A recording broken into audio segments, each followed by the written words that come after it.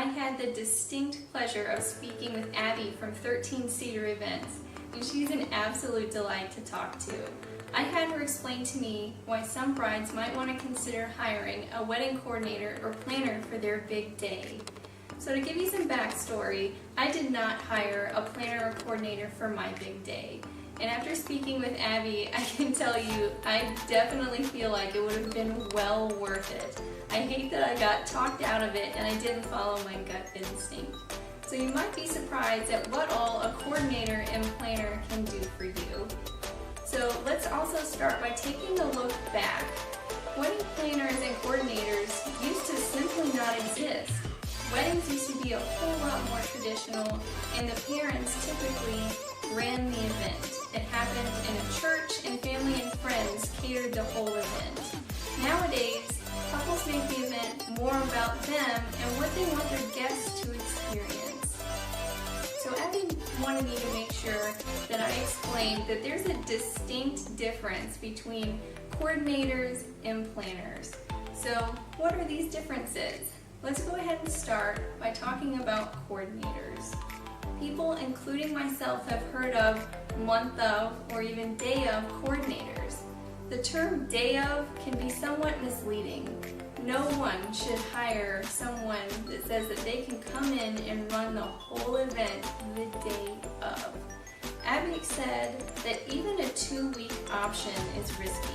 You've been planning this event for a year and someone wants to come in and run the whole thing. It definitely leaves a lot of room for error.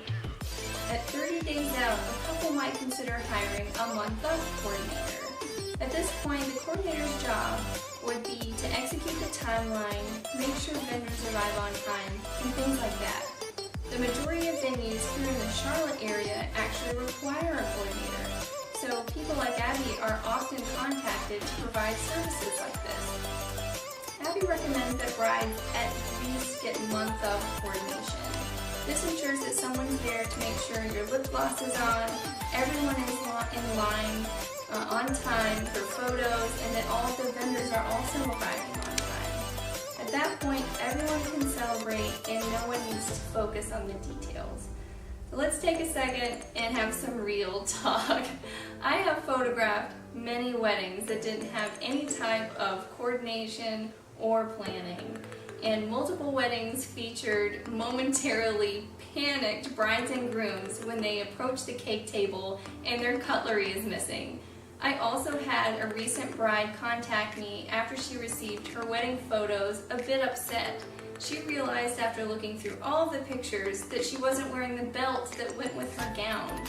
Now, of course, if I had known that there was a belt as part of what she needed to wear, I would have tried to remind her, but I had no idea, and I needed to focus on doing what I've been hired to do. So, to make a second point, when there isn't someone that's there to do the coordinating and the planning, all of the responsibility on some of these small details falls on the vendors. And we definitely need to put our focus and energy in what you hired us to do. So keep that in mind. We both want to stress that you don't want to hire someone who has never done this before. You should be selective in who you choose and look for a coordinator with great experience, great reviews, and someone that's not only a good fit for you, but also your spouse to be. So let's talk about planners. Many planners offer partial wedding planning or full service wedding planning. Planners can help you with things like contract reviews, layouts, and they guide you through the entire wedding planning process. Planners like Abby provide valuable support as well. Many couples are buying a house, starting new jobs, moving cities. So having someone that's a great support system to guide you through the planning process with ease enables couples to focus on other aspects of their already busy lives. So now I think we have a pretty good hold on the differences between coordinators and planners. So how do you know if a wedding planner is right for you? I have many examples and things you should ask yourself to find out if hiring a wedding planner is for you. I'll go over a couple of them quickly. The first one is you have no idea where to start with wedding planning. You probably haven't done this before, so how would you know where to start this entire process? Abby says, wedding planners are guides, helping you find your vision in the beginning stages and ultimately executing it all at the end. They've done a few weddings in their time, and they know the folks that can make it happen in your budget and the way you want it.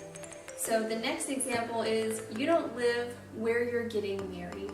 If you don't live in or are moving to the city where you're getting married, or if you're having a destination wedding, having a wedding planner is crucial. If you're not in the location and you're not familiar with the city, why would you not hire someone who already has boots on the ground? Trust a planner in the area you're getting married to know the right venues and professionals that match your style, budget, and needs. A planner can also schedule meetings and tastings for you ahead of time, so when you do come to town, you get down to the business you need to with your vendors. So like I said, I have many different examples, things that you can read through to try and find out if hiring a planner is for you. You can find those in the link below this video on our blog, which is www.delong-photography.com/blog. I hope this video was very helpful. If you'd like to see more wedding advice, you can check out videos on our IGTV channel, as well as on our wedding advice board on our Pinterest page. We are at DeLong Photography on Pinterest, and you can find us on Facebook at DeLong Photo. Happy planning!